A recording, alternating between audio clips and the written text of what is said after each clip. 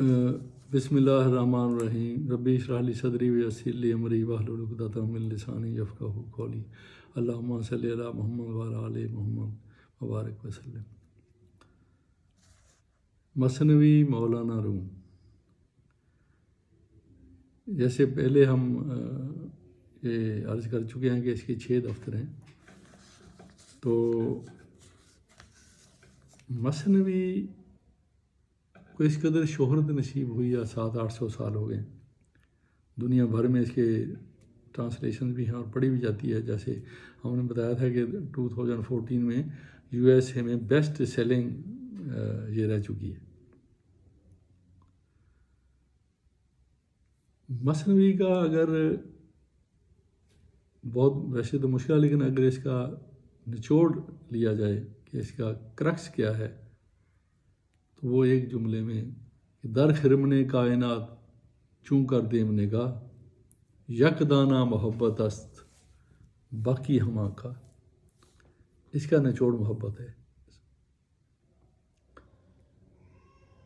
بالکل ایسے کہتے ہیں، اگر در خرمن کائنات چون کر دیم نگاہ، کہ میں نے پوری کائنات، آسمان و زمین، پوری کائنات پر نظر ڈالی، اس کے خرمن پہ۔ خرمن ہوتا ہے کہ جب فصل پک جاتی ہے تو اس کا جو گرین کا ڈھیر ہوتا ہے، گرین جو ہوتا ہے اس کو خرمن بولتے ہیں۔ تو کائنات کے اس میں جب خرمن پہ نچوڑ نظر ڈالی تو اس میں جو گرین تھا، یک دانہ محبت، وہ لب محبت، باقی ہما کا، باقی گھاس پھوس اور سٹرا۔ اسی لیے کچھ لوگوں نے کہا ہے کہ جو لوگ انسانیت سے یا اللہ کی مخلوق سے، اللہ کے رسول سے، یا آپس میں محبت کے علاوہ کوئی چیز کی تلاش میں ہوتے ہیں، تو وہ ان کی نیت پہ شک کرتے ہیں کہ کوئی چیز ایسی ہے نہیں جو آپ اسے حاصل نہیں کر سکتے۔ تو اگر آپ کچھ ایسا حاصل کرنا چاہتے ہیں ادر دین پاور سے یا کسی اور چیز سے، تو آپ کی نیت میں کوئی ہو سکتا ہے کوئی فطور ہو، جو آپ محبت کے علاوہ کسی اور چیز کے متلاشی ہیں۔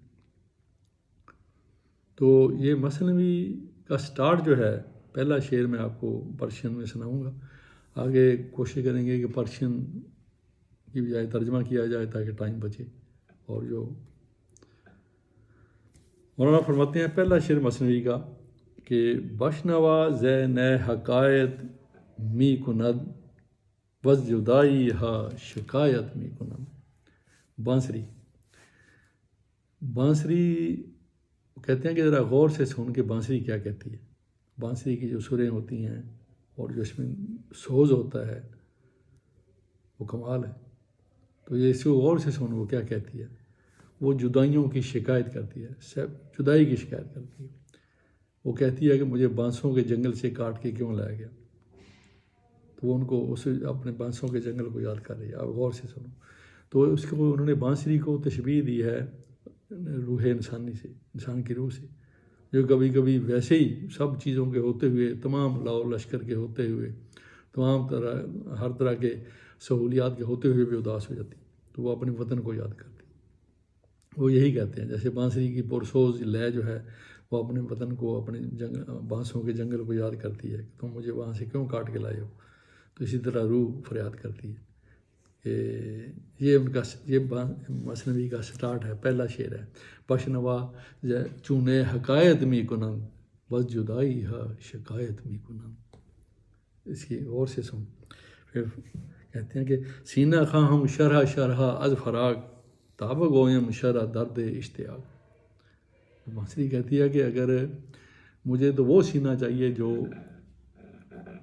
جدائی کے تیروں سے چھلنی ہو، زخم ہو، پھر میں اپنا جو درد ہے، جو پین ہے، میں اس کو شیئر کروں گی، پھر ہی اس کو سمجھ آئے گی۔ اس کے علاوہ کوئی سینہ اس کو نہیں سمجھ سکتا۔ ہر کسے کے دور ماند از اصل خیش باز جو روزگار وصل خیش۔ کہ جو کوئی اپنی اصل سے دور ہو جاتا ہے وہ اپنے وہی زمانہ وصل کا پھر تلاش کرتا ہے۔ بانسری بانسوں کے جنگل سے آئی ہے، اب اس جنگل کو پھر یاد کر رہی ہے۔ روح اپنے عالم ارواح سے آئی ہے، اس عالم کو پھر یاد کرتی ہے اس کو۔ باز جو روزگار وصل خیش، وہ واپس وہاں جانا چاہتی ہے۔ وہ بانسری کہتی ہے ہر کسے از زن خود شد یار من وزرون من نہ جست اسرار من، ہر شخص اپنے خیال کے مطابق میرا دوست بنا، لیکن میرے اندر جو راز ہیں اس کی جستجو کسی نے نہیں کی۔ اس نے نہیں جانا کہ میرا جو پرسوز نغمہ ہے یہ کس طرح، یہ کہاں سے آ رہا ہے۔ خشک مغزو خشک تارو خشک پوست از کجا میں آئے دیں آواز دوست۔ یہ اس کے بعد پھر وہ شروع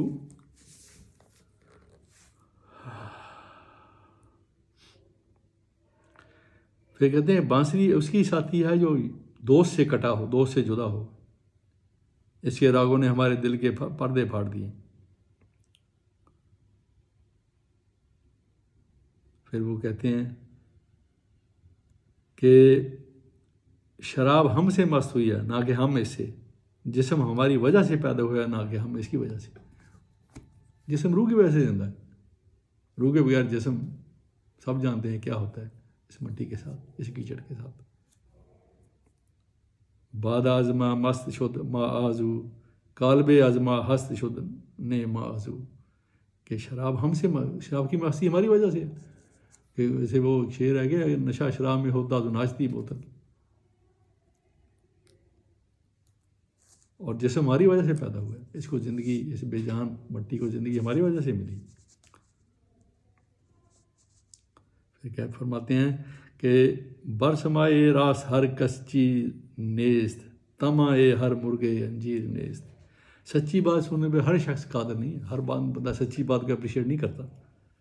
انجیر ہر پرندے کی خوراک تھوڑی ہے، کسی کو نصیب ہوتی ہے۔ اے بیٹا قید کو توڑ اور آزاد ہو جا، سونے چاندی کا قیدی کب تک رہے گا؟ حریصوں کی آنکھ کا پیالہ نہ بھرا، جب تک سیب نے قناعت نہ کی موتی نہ بنا۔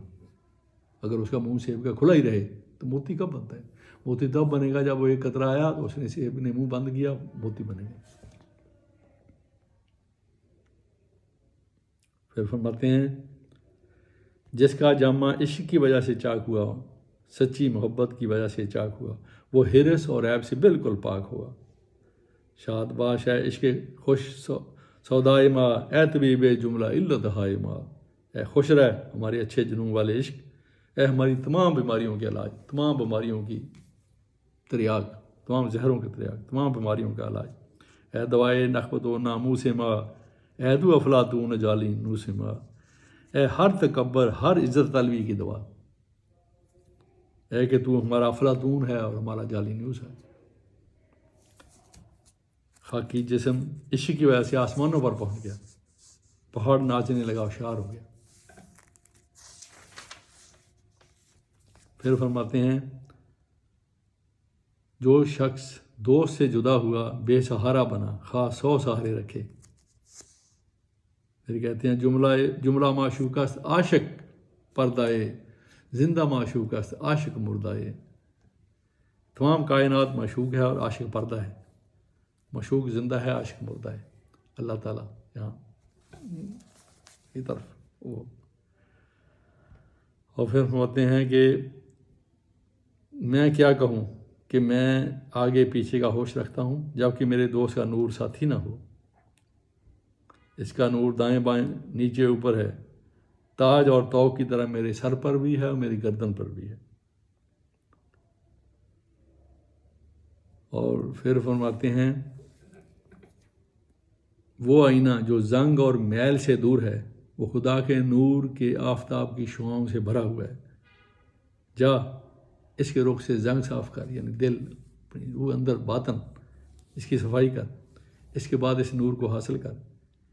اس حقیقت کو دل کے کان سے سن تاکہ تو پانی اور مٹی سے بالکل باہر نکل آئے۔ جسم کے کیچڑ سے باہر آنے کی بات کر رہے ہیں۔ اگر سمجھ رکھتے ہو تو روح کو راستہ دو، یہ کیچڑ میں پھنسی ہوئی ہے۔ اس کے بعد شوق سے راستہ پر چلو۔ یہ انہوں نے مثنوی کی ابتدائی کچھ میں نے پڑھے ہیں ان کے اشعار۔ اس کے بعد پھر وہ ان کا جو پیٹرن ہے، طریقہ ہے مثنوی کا، وہ شروع ہو جاتا ہے کہ قسم اور کہانیوں کی ایک شروع کریں گے، اس میں سے پھر وہ حکمت کے، اسرار کے اور رموز کے موتی بکھیرتے چلے جائیں گے۔ تو وہ ہم انشاءاللہ اس کو ہم نے کچھ چیپٹرز میں ڈیوائڈ کیا ہے، بجائے کہ قصوں کی طرز پہ بیان کریں کہ کون کون سے مولانا صاحب نے قرآن کے بارے میں مولانا نے جو اظہار حال کیا وہ بھی انشاءاللہ آئے گا، اور باقی جو ٹاپک انشاءاللہ بنتے ہیں وہ بھی، اور مثال کے طور پہ 2-3 ایسے ان کے قصے بھی بیان کریں گے ایک ایک کر کے، جن میں سے سب سے زیادہ جو مجھے دل کو لگے وہ ان میں ایک ان کا قصہ ہوگا جو بچپن میں ہم نے اسکول میں بھی پڑھا تھا، اس کا ترجمہ کہ ایک سوداگر اور اس کا پیرٹ طوطا، جب وہ جاتا ہے سفر پہ تو اپنے طوطے سے بھی پوچھتا ہے کہ تمہارے لیے کیا لاؤں وہ، اور ایک واقعہ حضرت موسیٰ علیہ السلام اور کا ڈریے کا، اور ایک حضرت مولا علی کرم اللہ وجہ الکریم کا جب ایک میدان خندق کا واقعہ ہے کہ جب وہ جو مخالف تھا اس نے آپ کے چہرہ انور پہ تھوک دیا تھا، جب وہ انشاءاللہ اس کو بیان کریں اور آپ کیسے اس کو چھوڑ کے کھڑے ہو گئے تھے، عبد بن ود جس کے بارے میں اس کا نام بھی آتا ہے تاریخ میں۔ تو انشاءاللہ اللہ العزیز چھوٹے چھوٹے اس کو کور کرنے کی کوشش کریں گے، یہ بھی ساتھ ساتھ چلے گا۔ جزاک اللہ، اپنا خیال رکھیں، اللہ صدق اللہ العظیم۔